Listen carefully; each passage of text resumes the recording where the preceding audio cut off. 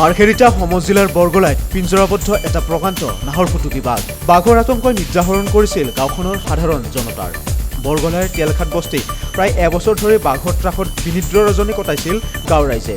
বাঘে পোহনীয়া জীৱ জন্তু খাই এক প্ৰকাৰ ত্ৰাসৰ সৃষ্টি কৰি আহিছিল উক্ত অঞ্চলটোত। বিগত সময়ত বাঘৰ আক্ৰমণত এগৰাকী স্কুলীয়া ছাত্ৰী গুৰুতৰভাৱে আহত হৈছিল।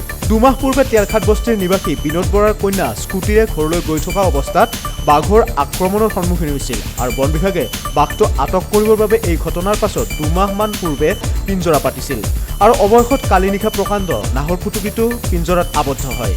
বাঘটো ওচৰৰ পৰা চাবলৈ ৰাইজে ভিৰ কৰা পৰিলক্ষিত হৈছে।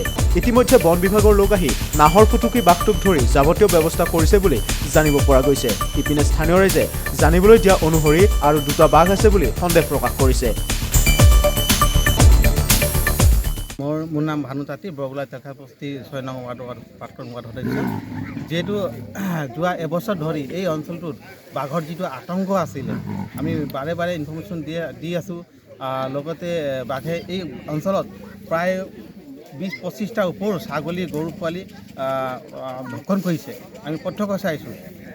তাৰোপৰি যোৱা কেইমাহ আগতে কিশোৰী এজনীক প্ৰত্যক্ষ আক্ৰমণ কৰিছে, গধূলি ৪:৬টামান বজাত আক্ৰমণ কৰিছে, ভৰিত চুচুৱাইছে, পূৰা ধৰিছে, চিঞৰ বাখৰত বাঘে পলাইছে। এই ওপৰতে আমি ইতিমধ্যে মানে ফৰেষ্ট ডিপাৰ্টমেণ্ট ইনফৰ্মেশ্যন কৰিলোঁ। ফৰেষ্ট ডিপাৰ্টমেণ্টে অতি সোনকালে আমাক এইটো আপোনাৰ পিঞ্জাৰ ব্যৱস্থা কৰি দিলে। পিঞ্জাৰ ব্যৱস্থা কৰা দুমাহ আগতে আমি ছাগলী সোমাইছিলোঁ। এটা ডাঙৰ ছাগলীটো ইতিমধ্যে খাই শেষ কৰিলে, কিন্তু সৰু পোৱালি এটা থৈছিলোঁ। সেই পোৱালিটো ইতিমধ্যে থোৱাৰ পাছত আজি যোৱা নিশা ৰাতি এটা বাঘ এটা আবদ্ধ হৈছে। যিটো বাঘৰ নামটো মই ক'ব নোৱাৰোঁ।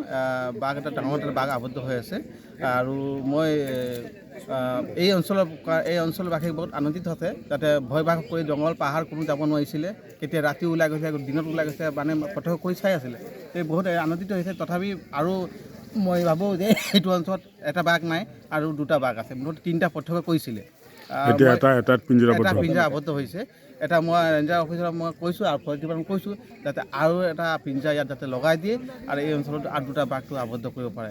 এই মই এনচৰ কৈছোঁ। ডিগবৈৰ পৰা বিনন্দ কোঁৱৰৰ ৰিপৰ্ট, সংবাদ লহৰ।